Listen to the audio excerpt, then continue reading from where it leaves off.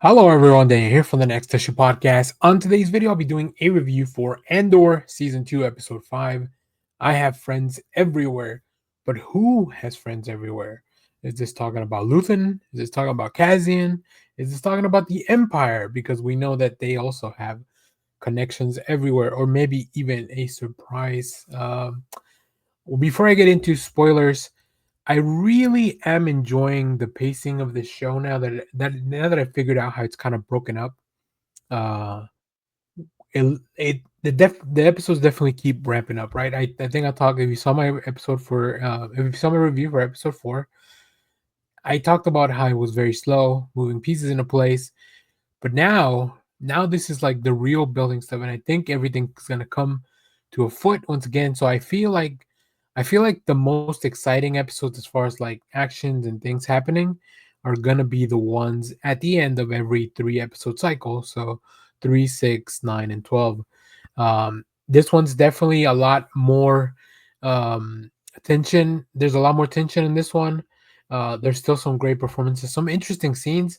There's something I didn't really mention, um, but it's very interesting that we are seeing so many different things.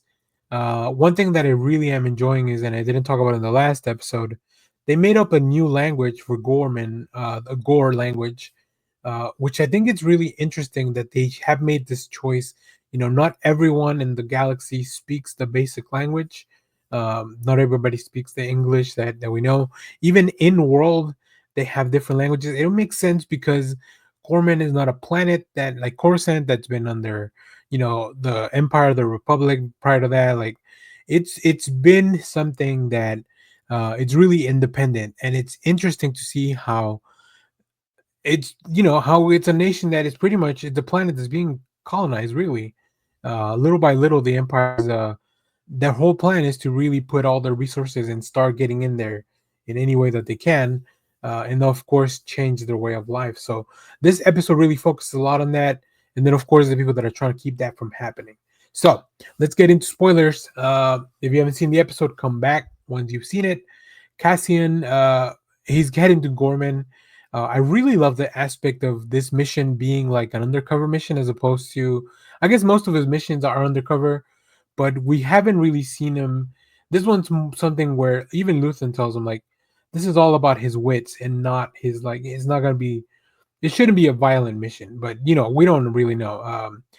Everything that he's doing is just really talking to these people, getting to know them, trying to understand how much of a chance they really have to pull any kind of plan off against the Empire off.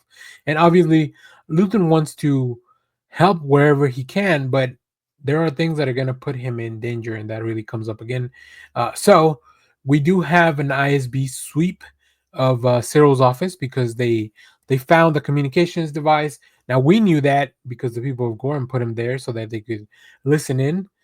Speaking of devices, we also this episode really focused a lot on people listening in to other people.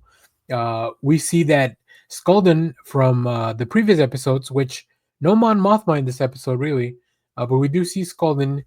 He's been raising some questions about his art when he found out one of his pieces was fake and decided to check his whole collection. Now, you know that Luthen is one of his art dealers, so they have planted a microphone in there to listen to him, and they talked about they've gotten a little bit out of that, but maybe it's not worth the sacrifice of having a listening device and that coming back to them. Um, Luthen also visits Bix, and I feel like he's going to be put into a position where he has to bring her into action, especially when it comes to retrieving that device. So we'll see how that plays out. I think Bix can also go undercover, right? Obviously, Adrian is a very good-looking person, so she could play the part of somebody in this high society being invited to a party, which Luthen would also have access to. Cassian does arrive on the cover. Once again, also very looking very different, very suave. Like he's playing the role of a designer, right? So in this part, he doesn't have to be anything military. Diego Luna really does a good job when it comes to changing his face. He's talking to this bellhop at the hotel, and they go into detail about what the Tarkin massacre was. And to put it down, to put it lightly, I guess it was all about Tarkin wanting a parking space. Tarkin wanted to land his ship in the middle of town. The people uh, started protesting and gathered there because he obviously they assumed that he wouldn't hurt unarmed civilians, but they don't know Grand Moff Tarkin. They were wrong, and that's what the massacre is. So it wasn't even like it wasn't a military action by the Empire or anything like that. It was just really Grand Moff Tarkin crushing down these people because he wanted to land this ship in a very specific place in the middle of town. Um, we also see that Cyril is finally going on. He's going back to Coruscant for a bit. Didra and Cyril get together. I think their relationship is very interesting because their characters are so emotionless, but underneath that, there's a layer of maybe they kind of care about each other in a very interesting way. I don't know. I really think both performers are doing such a good job with the characters. Cyril has turned out to be such an interesting character for this season. I felt he was kind of a I don't remember him being this exciting or entertaining during season one. And then, of course, Didra is just fantastic. Anytime Cyril visits his mom, he goes and reports back to the Empire, to the other colonel in the Empire that Didra's working with. And I love that Cyril is like he's finally getting some acknowledgement for doing some good work, even if it's not coming from his mother. But he's like he even tells Didra, would it be wrong if I told you that this was the best day of my life? The day that somebody high up in the empire tells them. So it just goes to show you that these people working there or these people that are serving the empire, they really do see it as a calling, right? They don't know, they don't have all the knowledge that we have as viewers to where like the empire's fucked up. What are you talking about? Like this is not a good thing. It's always good to see also Cyril visit his mom and interact with Didra. That's kind of where that is. We do see that Will, who's been teaching something to an engineer in Saw Gerrera's, little group of rebels, um, is kind of being held against his will. But there is a plan and a method to his madness. Saw Gerrera talks about getting rid of Will to his engineer, but they actually reveal that the engineer was a traitor. He was feeding information to the Empire, but now Will's stuck. He's stuck with them. And I think, interestingly enough, Saul Guerrera it's kind of his odd way of recruiting. They have a really interesting scene as after they successfully steal some of the Rydal, the fuel that Saul wanted. They needed Will for. So that storyline is also getting very interesting. I think um, having Saw Gerrera back, having Forrest Whitaker back in the role, it's interesting. It seems weird because obviously he's supposed to be a little younger than when we first met him. By the time we meet him in Rogue One, which is probably in like a couple of years actually, he's got the breathing tube. He's a lot more war torn. But we can kind of see how that his body is debilitating to that state.